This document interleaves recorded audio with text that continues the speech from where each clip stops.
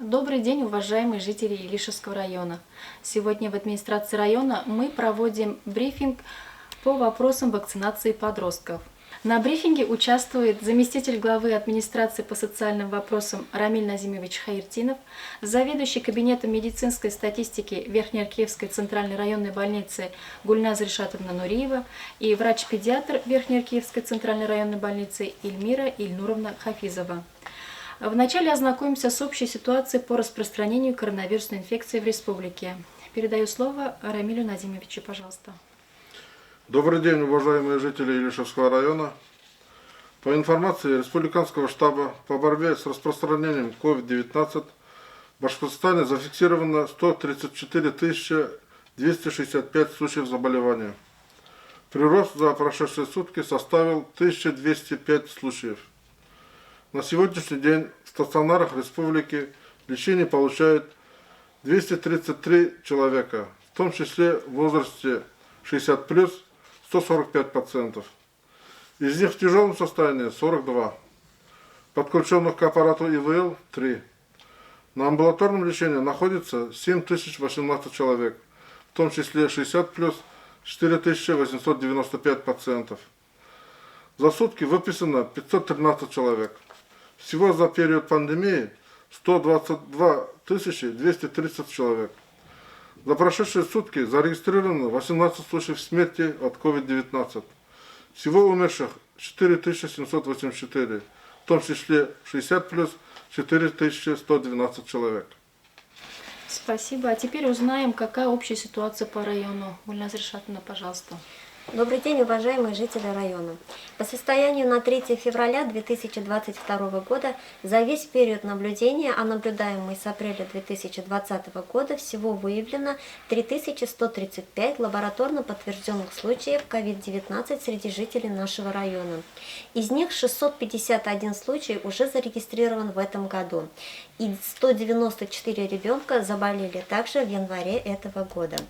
На этой неделе мы зарегистрировали 226 новых случаев новой коронавирусной инфекции. Из всех заболевших выздоровело около 81% жителей. Это 44 человека на этой неделе. На амбулаторном лечении на сегодняшний день находится 618 пациентов. Стационарное лечение в инфекционных госпиталях республики получают еще 13 пациентов из нашего района. По данным ситуационного центра, в 2022 году зарегистрировано 3 случая смертности от новой коронавирусной инфекции, из них 2 случая у лиц старше 60 лет. На слайде я привела количество зарегистрированных случаев COVID-19 помесячно, начиная с 2020 года. Наибольшее количество случаев зарегистрировано в январе этого года, это 656 человек. Это на 627 случаев больше, чем за январь прошлого года. Как проходит прививочная кампания в районе против коронавирусной инфекции? В настоящее время мы работаем со всеми зарегистрированными в Российской Федерации вакцинами. На сегодняшний день мы получили 20 599 доз вакцин. Из них на остатке сегодня 2006 доз вакцин. Все виды вакцин имеются у нас в наличии. Первым компонентом вакцинировано 18 593 жителей нашего района. Это 94% подлежащего населения. По Республике Башкортостан этот показатель 96%, и как видно, мы немножко отстаем от среднереспубликанских показателей. Хочу отметить, что также имеются районы, которые выполнили процент населения более уже 100%. В нашем районе лиц старше 60 лет вакцинировано 5676 человек, это 70% от подлежащего вакцинации населения. За прошедшие сутки мы провели вакцинацию 65 жителям нашего района. Спасибо. Следующий вопрос такой. По поручению главы республики Ради Фаритовича Хабирова на помощь нашим врачам в поликлинике и также в ковид-госпитале направили ординаторов, а также студентов старших курсов медицинских вузов. Есть ли пополнение в нашей поликлинике? Да, безусловно, пополнение в нашей поликлинике есть. Буквально на этой неделе к нам начали поступать студенты первых-пятых курсов и также студенты-ординаторы. Они распределены по уровню базовых знаний, а также по профилю своих факультетов, по поликлинике в основном, и их помощь в основном нацелена на помощь именно на оказание первичной медико-санитарной помощи. Наплыв хороший, студенты-ординаторы имеются в нашу помощь, и мы очень благодарны Минздраву за предоставленную помощь. Это действительно очень хорошо. Спасибо. Как нам известно, с 31 января уже изменился график работы нашей поликлиники. Подробнее познакомьте наших жителей. С 31 января действительно этого года мы по приказу Министерства здравоохранения Республики Башкортостан изменили работу нашего учреждения в части именно поликлиники. Взрослая поликлиника в части оказания пациентам с признаками острых респираторных вирусных инфекций работает с понедельника по воскресенье с 7:30 до 22:00 часов. Это 101 кабинет в красной зоне. Приемы вызовов у нас до 21:00, то есть за час до окончания рабочего дня. Понедельник-воскресенье также проводится забор анализов мазка ПЦР в круглосуточном режиме. Если при первичном обращении в красную зону в 101 кабинет, там берется анализ. Для повторных уже ПЦР организована красная зона в приемном отделении. Детская поликлиника работает с понедельника по воскресенье с приемом вызовов неотложной медицинской помощи и пациентов в фильтр-боксе с 7:30 до 19:00. Женская консультация и стоматологическое отделение работают в прежнем режиме. График работы приведен на слайде. И также организовано, как и в обычное время, экстренные дежурства в режиме готовность на дому круглосуточно. Спасибо за информацию. Теперь перейдем более к детальному разбору, так скажем, болезни детей, омикрону, как говорится. Эльмира Ильнуровна, расскажите, пожалуйста, как болеют дети коронавирусом, как они переносят эту болезнь, тем более теперь известен новый штамм омикрон. Какие вообще симптомы у детей? Добрый день, уважаемые жители Лишевского района. У детей заболевание протекает более легкой формой. Симптомы такие же, как и острая респираторная вирусная инфекция, то есть заболевание начинается с повышения температуры тела, боль в мышцах, слабость, со стороны дыхательной системы, боль в горле, заложенность носа, редкий сухой кашель. Также может протекать с абдоминальным синдромом, то есть боль в животе, диарея, тошнота, рвота. Самое важное, лечение нужно начинать с первых дней заболевания, то есть обильное питье ребенка, противовирусные препараты и также симптоматическое лечение. А перед вакцинацией будут проводить осмотр детей, брать анализы? Перед вакцинацией будет проводиться осмотр врача, и врач-педиатр даст свое согласие на вакцинацию или предоставит медицинский отвод. Дополнительное обследование, дополнительно брать анализы не нужно.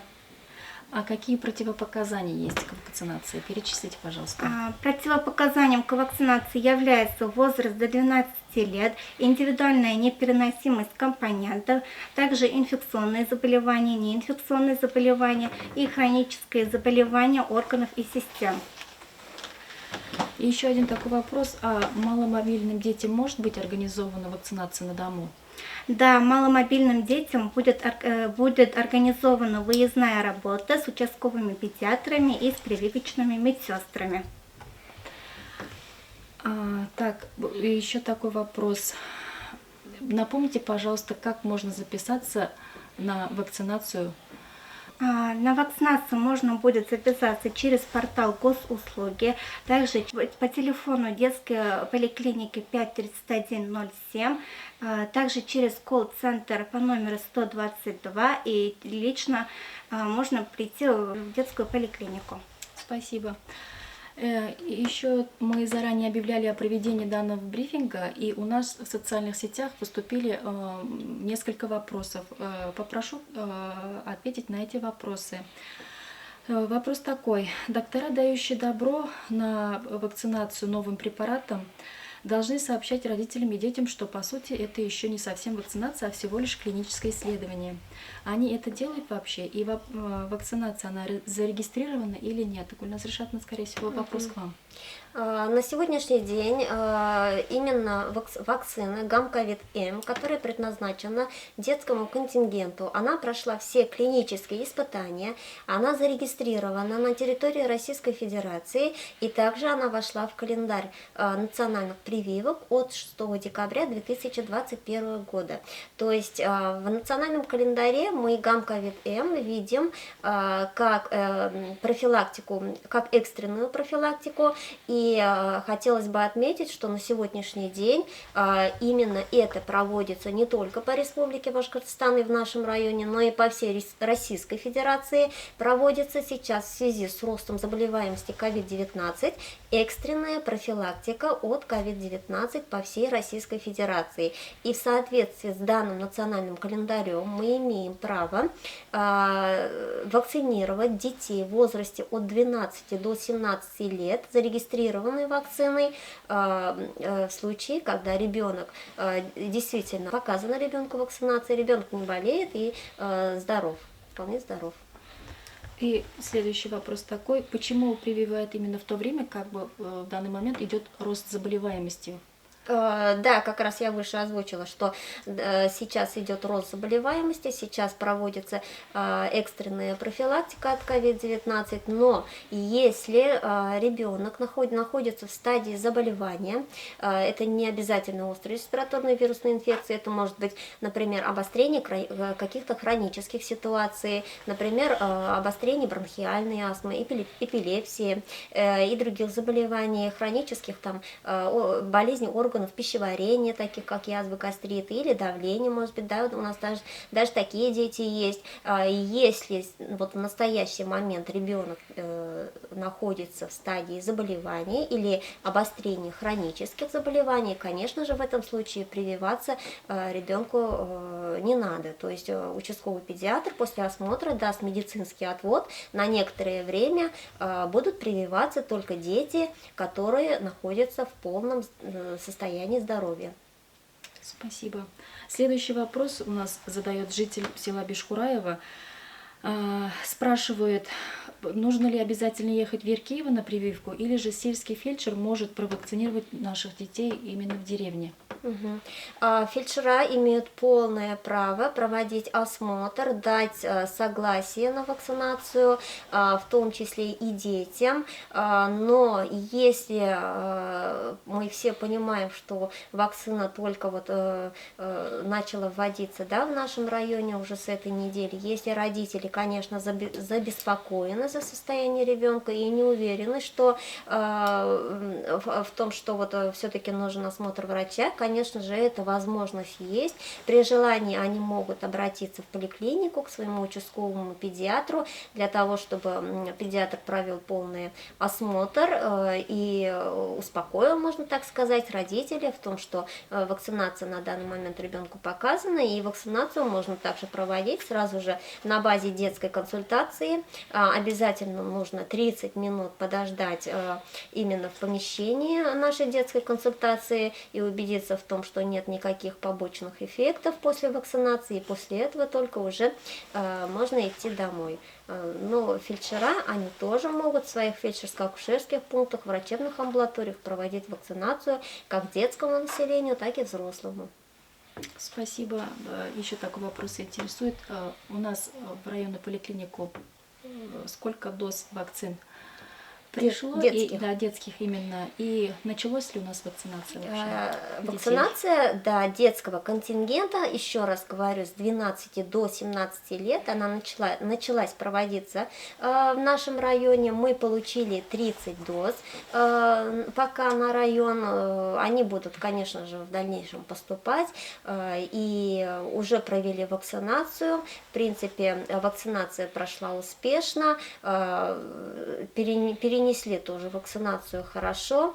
И вот эти 30 доз вакцин, они у нас по району уже, также по разнарядке распределены по колледжу, по фельдшерско-акушерским пунктам. И некоторая часть у нас осталась в нашей поликлинике для того, чтобы мы могли при обращении также вакцинировать в условиях нашей консультации. Спасибо большое за подробную информацию. Уважаемые жители района, на этом мы наш брифинг завершаем. Не забудьте соблюдать масочный режим и социальную дистанцию. Будьте здоровы. Благодарим за внимание.